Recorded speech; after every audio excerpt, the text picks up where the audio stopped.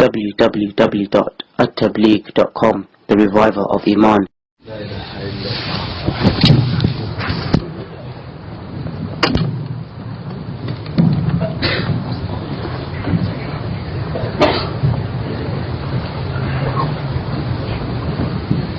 الحمد لله رب العالمين والصلاة والسلام على سيد الأنبياء والمرسلين وعلى آله وصحبه أجمعين أما بعد. قال النبي صلى الله تعالى عليه وسلم: نعمتان مغبون فيهما كثير من الناس، الصحة والفراغ، أو كما قال عليه الصلاة والسلام. رواه البخاري. عزیز بچوں، میں بھی آپ ہی کی جنس کا ایک طالب علم ہوں.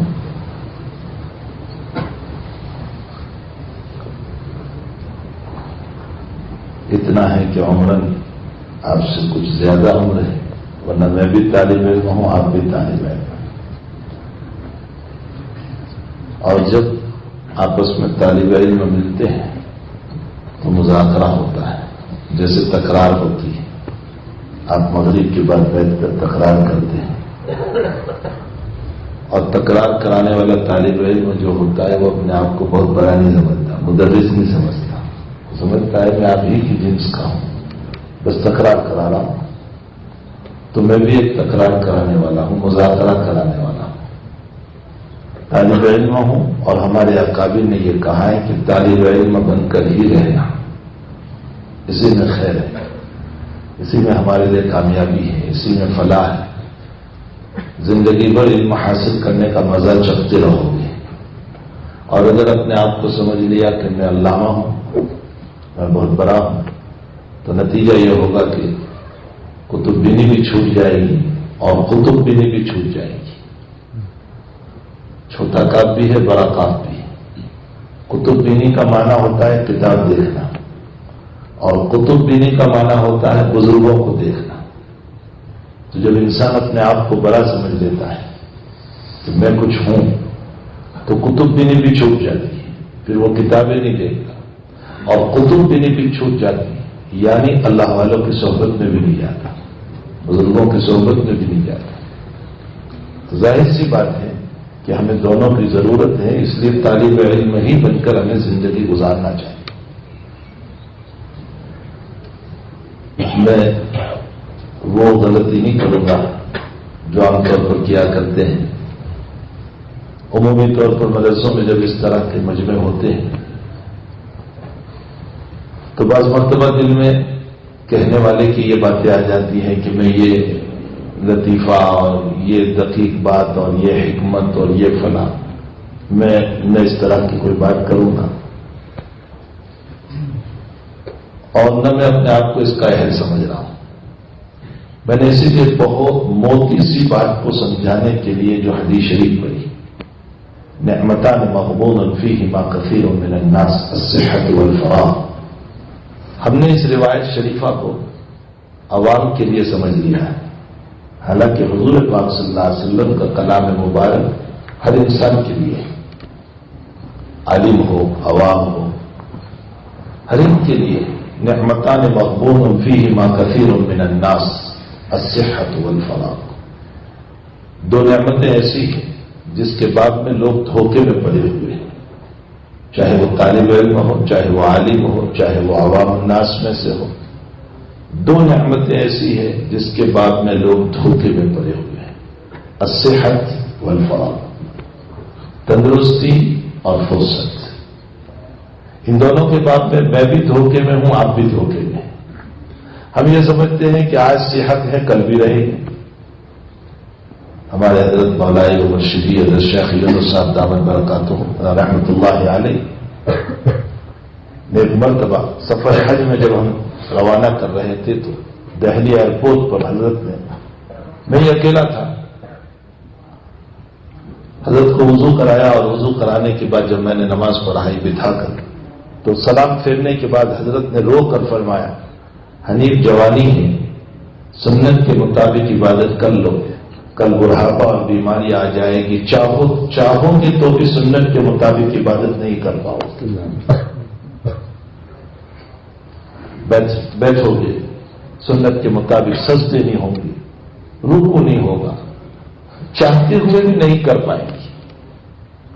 تو صحت ہے میرے عزیز بچوں، اس کو غنیمت سمجھو، یہ اللہ تعالیٰ کی عظیم ترین نعمت ہے۔ بیماریاں لگ جاتی ہے تو پھر ان بیماریوں کے اندر نہ ہم پڑھ پاتے، نہ صحیح ڈھنگ سے عبادت کر پاتے، نہ علم حاصل کر پاتے، نہ رات میں بیداریاں کر سکتے، کچھ بھی نہیں ہوگا۔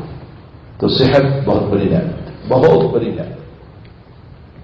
اور دوسرا فرصت، اس وقت طلب علم کے زمانے میں ہمارے لیے فرصت ہے۔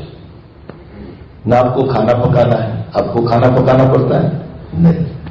آپ کو برتن دھونے پڑتے ہیں؟ نہیں۔ آپ کو دسترخوان اٹھانا بچھانا کچھ بھی نہیں، بس آپ گئے اور کھانا کھا لیا اور سیدھے اپنے روم میں آ گئے، بستر بچھا ہوا ہے، آ کر کے سو گئے۔ تو نہ کھانے کی فکر، نہ کمانے کی فکر، نہ پکانے کی فکر، نہ بستر کی فکر، کوئی فکر ہی نہیں آپ کو۔ تو فرصت ہے یا نہیں؟ اس فرصت کو غنیمت سمجھو، اور فرصت کو غنیمت سمجھ کر خوب محنت کرو۔ طالب علمی کے زمانے میں کتاب دیکھنے کا ذوق بن جاتا ہے، وہ مدرسے سے نکلنے کے بعد بھی رہتا ہے۔ اور طالب علمی کے زمانے میں اگر ذوق سونے کا بن گیا، عیاشیوں کا بن گیا، میں میرے مدرسے میں طلبا کو کہا کرتا ہوں کہ اسمارٹ فون کی طالب علموں کو کیا ضرورت ہے؟ اسی کیا ضرورت ہے؟ کیا ہمیں تجارت کرنا ہے؟ کیا ہمیں بزنس کرنا ہے؟ کیا ہمیں کسی سے میسج لینا ہے؟ اسمارٹ فون کی طالب علموں کو کیا ضرورت ہے؟ لیکن شاید مدرس کے پاس فون نہیں ہوگا، اس سے اعلیٰ فون جو ہے طالب علموں کے پاس ہوگا، اعلیٰ درجے کا فون، ماں باپ سے ضد کر کے لے گا۔ اسی فون نے ہماری زندگی کو تباہ و برباد کر دیا۔ وہ حدیث شریف آپ نے نہیں پڑھی؟ جناب رسول اللہ صلی اللہ علیہ وسلم کا ارشاد گرامی کہ 5 سوالات اللہ تعالیٰ فرمائیں گے، ان میں سے ایک سوال یہ بھی ہوگا وَعَنْ شَبَابِهِ فِيمَا أَبْلَاهُ، جوانی سے متعلق سوال ہوگا کہ تم نے اس کو کہاں لگایا تھا؟ فون پر، فیس بک پر، راتوں میں گندی چیزوں کو دیکھ کہاں تو نے اپنے وقت کو لگا، اپنی جوانی کہاں لگائی تھی؟ تو اللہ تعالیٰ نے آپ کو فرصت دی۔ جب مدرسے سے نکلو گے تو بڑے جھمیلے ہوں گے آپ کے ساتھ۔ جھمیلوں کا حال یہ ہوگا کہ اگر نکاح ہو گیا تو بیوی کی فکر، بچوں کی فکر، کمانے کی فکر، کچھ لانے کی فکر، پھر اس کے ساتھ ساتھ مدرسے میں آپ کو پڑھانا ہے، پھر اس کے ساتھ ساری الجھنیں آپ کے ساتھ چلے گی۔ تو یہ تمام مسائل کے ساتھ آپ کما حق کہو کتاب دیکھنا چاہو گے تو نہیں دیکھ سکو گے۔ اس وقت آپ کو فرصت ہے، آپ اس فرصت کو غنیمت سمجھو۔ نعمتان مغبون فیہما کثیر من الناس الصحۃ والفراغ، اپنی صحت کو اور اپنی فرصت کو، اور خوب جی لگا کر کے علم حاصل کرو۔ طالب علم ہم کو کہا جاتا ہے طالب علم، اور طالب کا معنی ہوتا ہے اسم ہے نا، یہ تو اس میں فاعل ہے طالب، اور اسم میں دوام ہوتا ہے۔ مفتی شفیع صاحب رحمۃ اللہ علیہ فرماتے تھے کہ طالب علم اس کو کہتے ہیں جس کے ذہن میں 24 گھنٹہ مسئلے گردش کرتے رہے، ہر وقت کوئی نہ کوئی مسئلہ گردش کرتا رہے۔ اس نے سبق پڑھا ہے نحو کا، وہ نحو کے متعلق سوچ رہا ہے۔ اس نے صرف کا سبق پڑھا، وہ اس کے متعلق سوچ رہا ہے۔ اس نے فقہ کا سبق پڑھا تو فقہ کے مسائل اس کے دماغ میں گھوم رہے ہیں۔ اس نے حدیث شریف کو پڑھا ہے تو اس کے دماغ میں احادیث مبارکہ کے اشکالات ہیں۔ اس نے تفسیر کو پڑھا ہے تو تفسیری معلومات اور تفسیری باتیں اور قرآن کریم سے متعلق باتیں اس کے دماغ میں گردش کر رہی، اس کو کہا جاتا ہے طالب علم۔ ہر وقت انسان کے دل و دماغ کے اوپر علم گردش کرتا رہے، مسائل گردش کرتے رہے، اس کو کہا جاتا ہے طالب علم۔ یہ نہیں کہ صرف درسگاہ کی حد تک، کتاب کی حد تک تو ہم اس کے تابع رہے اور جہاں درسگاہ سے باہر نکلے کہ کہیں کھانے کی فکر، فلاں کی فکر، فلاں کی فکر، اور فون چھپایا ہے اس کو تلاش کرنے کی فکر، پھر چپکے سے دیکھنے کی، یہ مسائل نہیں۔ 24 گھنٹے ہمارا ذہن اسی میں لگا رہے، اسی میں لگا رہے، اس کو طالب علم کہا جاتا ہے۔ بہت مشہور ہے ہمارے علامہ انور شاہ صاحب کشمیری رحمۃ اللہ علیہ کا واقعہ، خود مفتی شفیع صاحب رحمۃ اللہ علیہ نے لکھا ہے کہ آدھی رات کے بعد یہ اطلاع ملی ہم کو کہ شاہ صاحب کا انتقال ہو گیا۔ تو چونکہ رات کا ایک کافی وقت گزر چکا تھا، ہم نے سوچا کہ چلو صبح میں فجر سے قبیل ہم چلے جائیں گے۔ فرمایا فجر سے قبیل مفتی شفیع صاحب کہتے ہیں کہ میں اور علامہ شبیر احمد عثمانی رحمۃ اللہ علیہ ہم دونوں کے دونوں جب حضرت کے مکان پر پہنچے تو ہم نے حضرت کو دیکھا کہ کھڑکی سے بجلی نہیں ہے، ٹمٹماتا چراغ جل رہا ہے اور حضرت یوں جھک کر کمر جھکا کر کے کتاب دیکھ رہے ہیں۔ بڑھاپا ہے، ادھر شور ہو چکا ہے کہ انتقال ہو گیا، امراض میں ہے اور کتاب دیکھ رہے ہیں۔ یہ دونوں بزرگ اندر گئے، شاگرد ہیں دونوں کے دونوں شاہ صاحب رحمۃ اللہ علیہ، اور جا کر فرمایا کہ حضرت یہ اس وقت یہ کتاب اور اس عالم میں آپ کتاب لے کر کے بیٹھے ہوئے ہیں، اور فرمایا ابھی کون سی تحقیق باقی رہتی ہے؟ شاہ صاحب کی تحقیقات۔ بخاری شریف کے درس میں ایک مرتبہ کوئی مسئلہ آ گیا تو فتح القدیر کی 3 صفحے کی عبارت پڑھ دی زبان، 3 صفحے کی، اور اس کے بعد فرمایا ظالموں تم یہ سمجھتے ہوں گے کہ میں رات دیکھ کر آیا ہوں؟ فرمایا 10 سال پہلے بھوپال میں رمضان گزاری تھی، کوئی کتاب نہیں تھی، تو رمضان میں وہیں فتح القدیر مل گئی، اس کو اس وقت دیکھا تھا، 10 سال کے بعد بھی وہ دماغ میں محفوظ ہے۔ یہ حفظہ تھا شاہ صاحب رحمۃ اللہ، نابغہ روزگار تھے، اللہ تعالیٰ نے علوم کا دروازہ بقول حضرت عبدالستانوی رحمۃ اللہ علیہ علم وہابی آپ کو دیا گیا تھا، بہت بڑی شخصیت۔ فرمایا حضرت ابھی کون سی آپ کی تحقیق باقی رہ گئی کہ آپ کتاب لے کر کے اس وقت بیٹھے ہوئے اس بڑھاپے میں، ان بیماریوں میں، رات کے وقت میں، اور اگر کسی مسئلے کی آپ کو تحقیق ہی کرنا ہے تو ہم طلبہ کس کام کے؟ یہ دونوں بزرگ کہہ رہے ہم طلبہ، آپ ہم کو کہیے۔ اور شاہ صاحب سے متعلق فتح الملہم شرح مسلم میں علامہ شبیر احمد عثمانی رحمۃ اللہ علیہ جب النجم اذا ہوا ما ضل صاحبکم وما غوى اور رویت خداوندی پر جب بحث فرماتے ہیں تو علامہ عثمانی رحمۃ اللہ علیہ وہاں لکھ رہے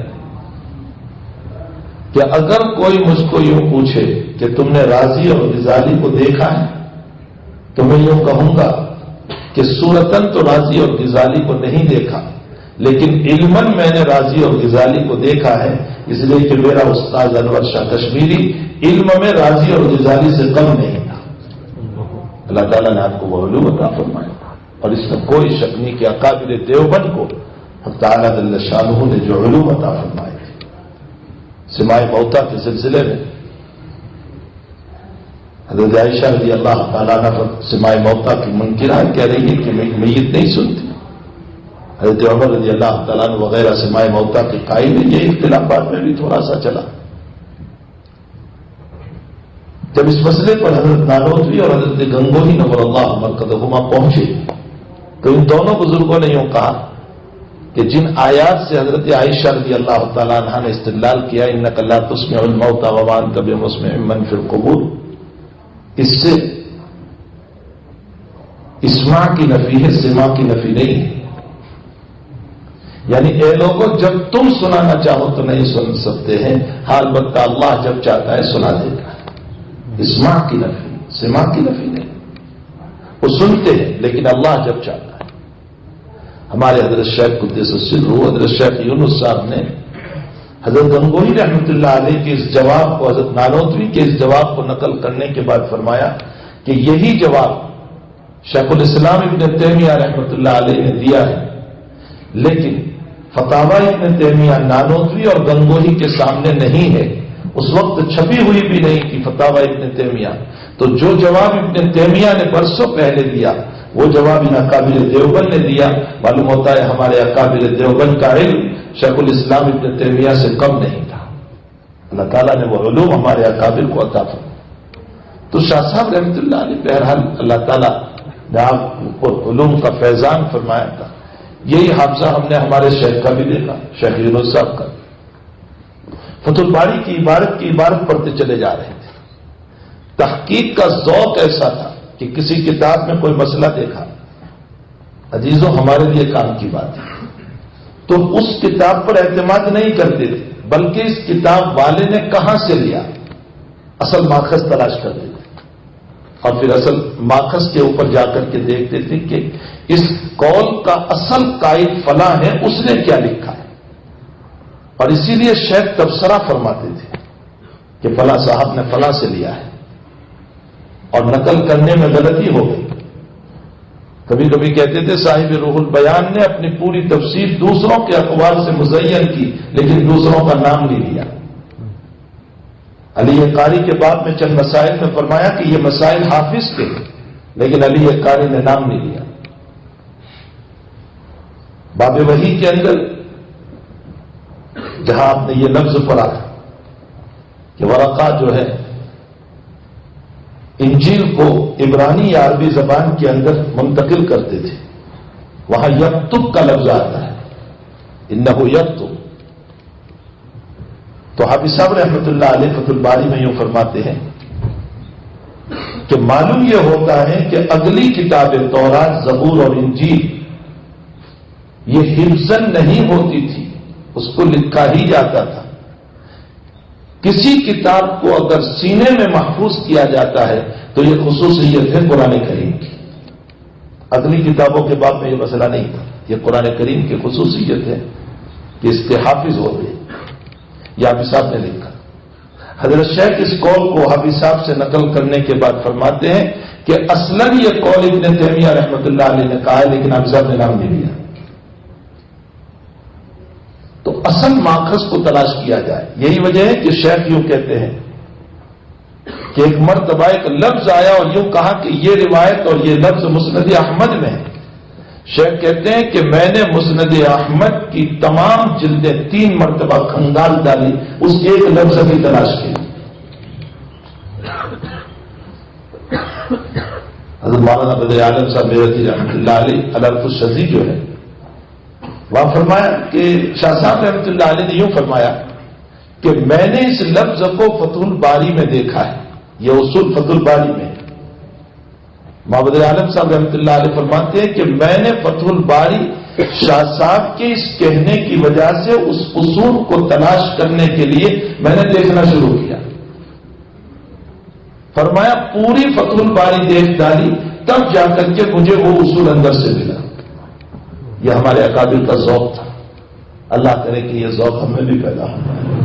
تو اگر شاہ صاحب رحمۃ اللہ علیہ کتاب دیکھ رہے, فرمایا حضرت ابھی بھی کون سا مسئلہ رہ گیا کہ آپ کتاب دیکھ رہے ہیں, اور ہم طلبا کس کام کی, آپ ایک کو کہیے.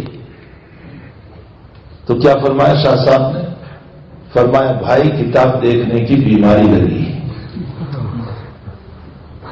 تو میں اس واقعے کو نقل کرنے کے بعد طلبا کو کہتا ہوں کہ یہ بیماری تمہیں بھی لگ جائے, اور بیماریوں سے تو تم اچھے رہو, لیکن کتاب دیکھنے کی بیماری تمہیں بھی لگ جائے. اگر یہ ذوق بن جاتا ہے تو پھر آپ کو سکون نہیں ہوگا جب تک کہ آپ کتاب نہ دیکھیں. آپ کو اطمینان نہیں ہوگا, رات میں نیند نہیں آئے گی جب تک کہ آپ کتاب نہ دیکھیں. چھوڑیے ان اکابر کے مسئلوں کو. ابھی کے مولانا تقی صاحب عثمانی ہیں, آپ نے تو دیکھے ہیں, مولانا کو یہاں تشریف لائے. مولانا فرماتے ہیں کہ میں اپنے سرہانے حضرت اقدس تھانوی رحمۃ اللہ علیہ کی کتاب رکھتا ہوں, اور رات میں جب تک چند صفحات کو روزانہ نہیں دیکھ لیتا ہوں وہاں تک مجھے بے چینی رہتی ہے. مولانا لکھ رہے ہیں. تو یہ ایک ذوق کی بات ہے. اللہ کرے کہ یہ ذوق ہماری زندگیوں میں زندہ ہو جائے. تو اپنے وقت کو جو ہے غنیمت سمجھو, یہ فرصت کو غنیمت سمجھو, اور اپنے آپ کو دین سے وابستہ کرو.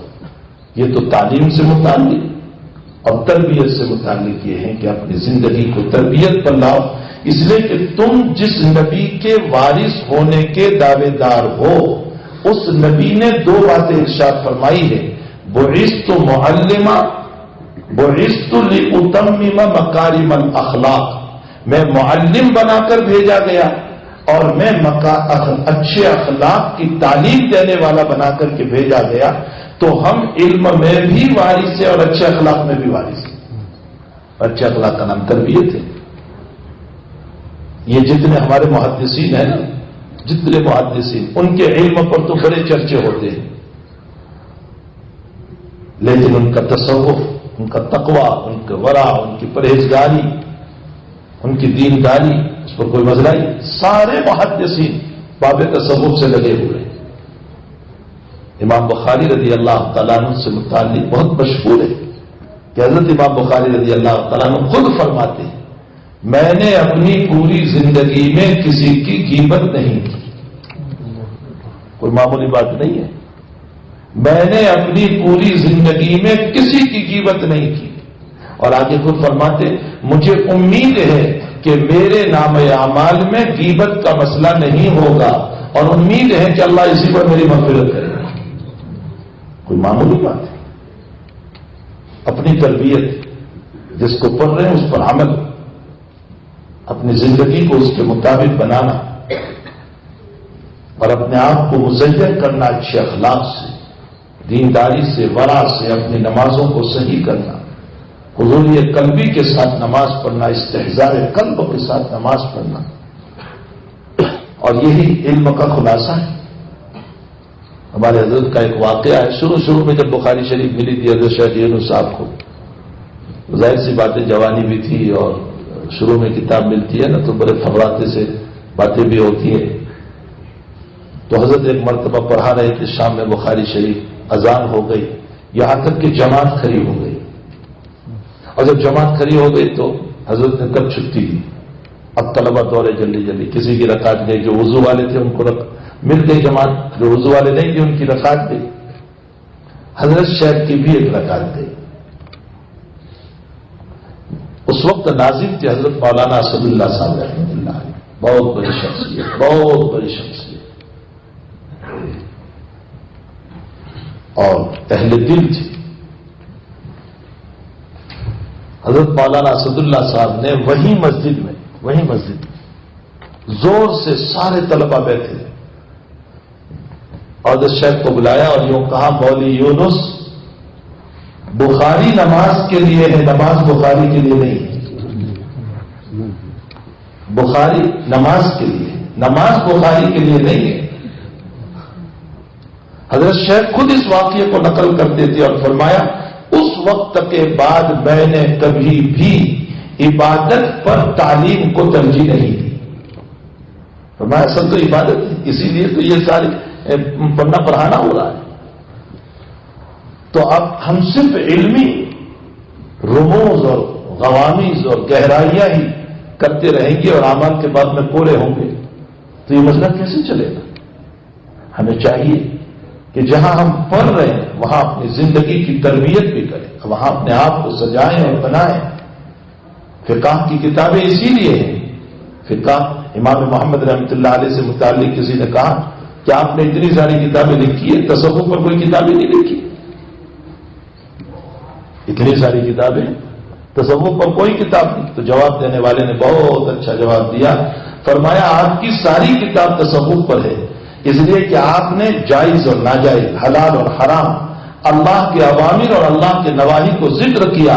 اور تصوف کی حقیقت ہی یہ ہے کہ اللہ کی مرضیات پر چلو اور نامرضیات سے بچو. معلوم ہوتا ہے سارا فقہ تصوف ہے. ہم یہ سمجھتے ہیں کہ یہ فقہ کی کتاب تصوف میں نہیں ہے تو صوفی صاحب جو لکھے وہی تصوف ہوگا. یہ ساری کتابیں تصوف میں. ہمارے اکابر سب کے سب باب تصوف سے جڑے ہوئے. علامہ شبلی رحمۃ اللہ علیہ سے کسی نے سوال کیا تصوف کی حقیقت کیا ہے؟ فرمایا مخلوق سے کٹو، اللہ سے جڑو. بس یہ ہے تصوف کی حقیقت. تو یہ جتنی کتابیں اس کا ہم کو یہی بتایا گیا. تو میرے عزیز بچوں، میں نے یہ حدیث شریف کی مختصر وضاحت کر دی کہ اللہ تعالیٰ نے ہمیں دو چیزوں کی بڑی نعمت دی ہے. ایک نعمت ہے فرصت اور ایک نعمت ہے صحت. ان دونوں کی قدر کریں. کل کو بیماریاں لگے گی تو ہم نہ پڑھ پائیں گے نہ عبادت کر پائیں گے. کل کو بہت سارے مشاغل آ جائیں گے تو ان مشاغل میں ہم کچھ کرنا بھی چاہیں گے تو نہیں کر پائیں گے. اس لیے ہمیں چاہیے کہ وقت کو غنیمت سمجھ کر اپنے آپ کو علم میں لگائیں، کھپائیں، محنت سے پڑھیں، ذوق شوق کے ساتھ پڑھیں، ہر وقت طلب علم کے اندر ہم لگے رہیں۔ یاد رکھو امام مالک رحمۃ اللہ علیہ فرماتے ہیں لیس العلم بکثرت الروایات انما العلم نور يلفظه اللہ تبارک و تعالی علی قلب من شاء۔ فرمایا بہت ساری روایتوں کو زبانی یاد کرنے کا نام علم نہیں ہے، علم تو ایک نور ہے، اللہ تعالیٰ جس کے دل کے اوپر چاہتا ہے ڈال دیتا ہے۔ کیا مطلب ہے؟ جو علم راستہ بتائے صحیح وہ علم ہے، اور جو علم راستہ نہ بتائے وہ علم نہیں ہو سکتا۔ یہ علم اس لیے تاکہ زندگی ہماری بنے، ہم اپنی تربیت کریں، اس کے لیے یہ علم پڑھایا جاتا ہے۔ اس لیے اپنے آپ کو اخلاق حسنہ سے، دینداری سے، عبادتوں سے مزین کرنا چاہیے، اور اس کے لیے جو کچھ آداب کے طریقے اساتذہ بیان کرتے رہتے وہ سارے آداب ہمیں اپنے اندر اپنانے چاہیے، اس لیے کہ ادب ہی سے سب کچھ ملتا ہے، بے ادب کو کچھ نہیں ملتا۔ یہ دنیا کا بھی دستور ہے، یہ آخرت کا بھی دستور ہے۔ دنیا میں جس کا ادب کرتے ہیں تو اس کے دلوں میں ہماری محبتیں اتر جاتی ہے، ان کی طرف سے فیضان ہوتا ہے۔ اللہ جل شانہ ہم تمام کو علوم نافعہ سے مالا مال فرمائے۔ میں نے تو حضرت کو نہ کہا تھا، میں نے کہا آپ 5-10 منٹ میں تو ملاقات کے لیے آیا تھا، لیکن مجھے مکلف بنایا گیا کہ تو 2-4 باتیں کہہ دے۔ میں نے اپنی ضرورت سمجھ کر کے یہ باتیں عرض کی ہیں۔ اللہ ہم سب کو علوم نافعہ سے مالا مال فرمائے، علوم ظاہرہ سے ہم سب کی حفاظت فرمائے، اور کسی نہ کسی فن کے اندر خصوصیت حاصل کرو، نحو میں، صرف میں، فصاحت میں، حدیث میں، فقہ میں، تفسیر میں۔ ہر فن مولا نہیں بن سکتے، لیکن کسی فن میں تو آپ کچھ بن جاؤ۔ اگر آپ کا ذہن، آپ کا ذوق صرف میں بنو، نحو میں بنو، تفسیر میں چلتا ہے تو آپ تفسیر میں آگے بڑھو، پھر ان اساتذہ سے تفسیر کے بعد میں خوب فائدہ اٹھاؤ، ان کے سامنے ذانو تلمس کر کے علم تفسیر میں آگے بڑھو۔ علم حدیث میں اپنے بچوں کو مزاحن کہا کرتا ہوں وہاں دورے کے طلباء کو کہ کسی میں آپ اگر کسی فن میں کمال حاصل نہیں کرتے، کم سے کم کھانے کے فن میں ہی کمال حاصل کر لو۔ جب کھانے بیٹھیں گے تو سب سے آگے میں نکل جاؤں گا، کھانے ہی کے اندر کمال حاصل کر لو۔ تو بھائی کسی فن میں ہم کو بھائی اگر آپ کا ذہن جو ہے چلو نحو میں نہیں چلتا، صرف میں نہیں چلتا، فصاحت میں نہیں چلتا، تو تقریر میں اگر آپ کا ذوق چلتا ہو تو اچھے مقرر بن جاؤ۔ ہمارے راندیر میں جامعہ حسینیہ میں ہمارے محتمم صاحب تھے مولانا سعید بزرگ رحمۃ اللہ علیہ، عجیب و غریب خوبیوں کے مالک تھے، بہت عجیب و غریب۔ حضرت مولانا مسیح اللہ خان صاحب رحمۃ اللہ علیہ کی اجازت یافتہ تھے، مجاز تھے، لیکن زندگی پوری ہو گئی کبھی ظاہر ہی نہیں کیا۔ وہ تو ان کی وفات کے بعد ان کی ڈائری میں لکھا ہوا ملا۔ ہمارے حضرت شیخ بھی یہ کہا کرتے تھے، شیخ یونس صاحب بھی، کہ بھائی اپنے آپ کو مجاز اور خلیفہ اور فلاں اور فلاں یہ القاب سے نہ سجاؤ، اپنے آپ کو محمدی ہونے سے سجاؤ، اس لیے کہ قبر میں جب پہنچو گے تو تمہیں اللہ یہ نہیں پوچھے گا تم کس کے خلیفہ تھے، کس کے مجاز تھے، وہاں تو یہ پوچھے گا من نبیوں کا، نبی کے اخلاق کتنے تھے تجھے۔ فرمایا حضور کی صفات کو اپنی زندگیوں میں اپناؤ۔ تو خیر ہمارے پاس سعید صاحب رحمۃ اللہ علیہ بڑی خوبیوں کے مالک تھے۔ دیکھا کہ اس طالب علم کے اندر ذوق ہے قرات کا، تو اس کے اوپر اسی طرح محنت فرماتے تھے یہاں تک کہ وہ اچھا قاری بن کر نکلتا تھا۔ اس میں دیکھا کہ نحو کا ذوق ہے، اس پر اسی طرح کی محنت، یہاں تک کہ وہ اچھا نحوی بنتا تھا۔ کسی پر صرف، کسی پر فقہ، کسی پر تفسیر۔ کسی کو دیکھا کہ یہ کچھ نہیں کر رہا ہے، بہت غبی طالب علم ہے، تو اس سے اذان دلواتے تھے، اور باب اذان میں اس کو اچھا ملکہ بنوا دیتے تھے کہ کم سے کم اذان تو صحیح ہو جائے اس کی۔ اور کسی کو دیکھا کہ تقریر کا ذوق ہے، اس کو مضامین دیتے تھے اور تقریر یاد کرواتے تھے، یہاں تک کہ وہ اچھا مقرر بن کر کے نکلتا تھا۔ اب دیکھو جامعہ حسینیہ سے اس زمانے کے پڑھے ہوئے کتنے طلباء ہیں جو بڑے اچھے مقرر۔ تو کسی فن میں بھی آپ ذوق بنا لو اپنا، کسی فن میں بھی، اور یہ آسان ہے میرے بھائیوں، یہ آسان ہے۔ اگر آپ اپنے اوپر طے کر لو گے کہ مجھے یہ کام کرنا ہے تو آسان ہو جائے گا۔ اس لیے کہ چور چوری کرنے کے لیے نکلتا ہے، غلط راستہ ہے، لیکن محنت پر اس کو جب دیا جاتا ہے تو آپ تو اللہ کے نبی کا علم حاصل کرنے نکلے، آپ محنت کریں اور اللہ عطا نہ کرے ایسا نہیں ہو سکتا، ضرور ملے گا۔ تھوڑا سا اپنے آپ کو لگانے کی ضرورت ہے. اللہ مجھے بھی آپ کو سب کو علم نافع نصیب فرمائے. اللهم صل وسلم دائما ابدا على حبيبك وخير الخلق كلهم. اللهم انا نسالك علما نافعا ورزقا واسعا وعملا متقبلا وشفاء من كل داء. اللهم انا نعوذ بك من علم لا ينفع وقلب لا تخشع ونفس لا تشفع ودعاء لا يستجاب له. اللهم وفقنا لما تحب وترضى من القول والعمل وجنبنا الفواحش والمعاصي والخطايا والضلل. اللهم اغفرنا واغفرنا واصلح لنا شأننا كله. اللهم ربنا تقبل منا انك انت السميع العليم وتب علينا يا مولانا انك انت التواب الرحيم. وصلى الله على النبي الكريم برحمتك يا ارحم.